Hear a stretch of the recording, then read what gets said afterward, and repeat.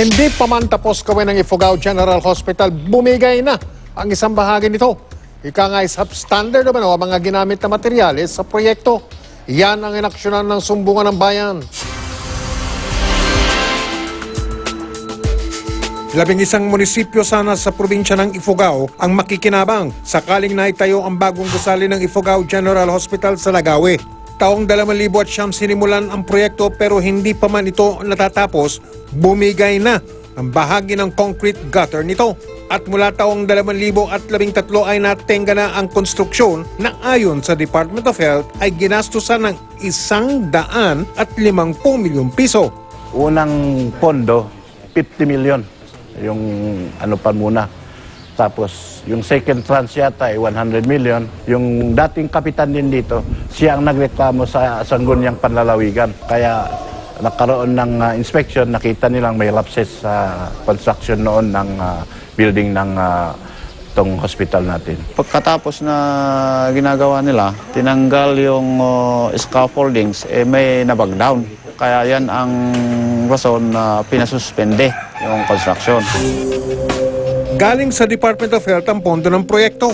Ang tinatawag na implementing agency ng unang bahagi ng konstruksyon na nagkakahalaga ng 50 milyong piso ay ang provincial government ng Ifugao.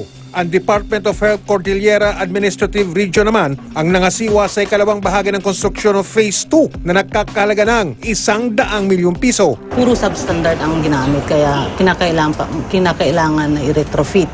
Kaya in-stop nila kasi hindi pwedeng ituloy yung construction. Mayroong nakita na lapses daw sa previous na construction noon, kaya pinatigil nila.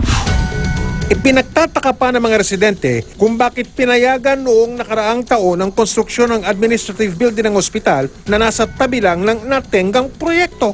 Ngayon ang ginagawa nila is prina-prioritize nila yung administration building.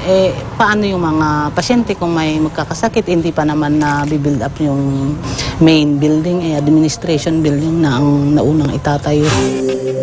Unang kinausap ng sumbungan ng bayan ng pamunuan ng Ifugao General Hospital. A part of the building collapse. I think the upper portion of the building. An assessment team came over from the DOH, including the central.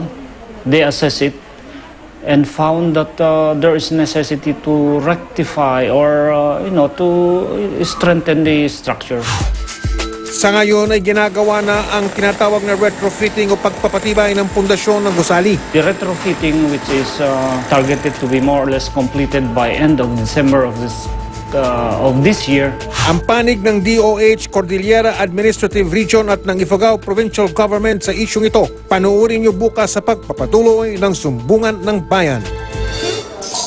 Huwag po kayong manahimik o magdalawang isip kung may alam kayong katiwalian o reklamo. Ipaalam ninyo sa sumbungan ng bayan dahil ang inyong sumbo, asahan ninyong mabibigyan ng aksyon. Sa mga tiwaling mga kakawatan dyan at mga mapagsamantala, ito ang tandaan ninyo. Hindi namin kayo tatantanan.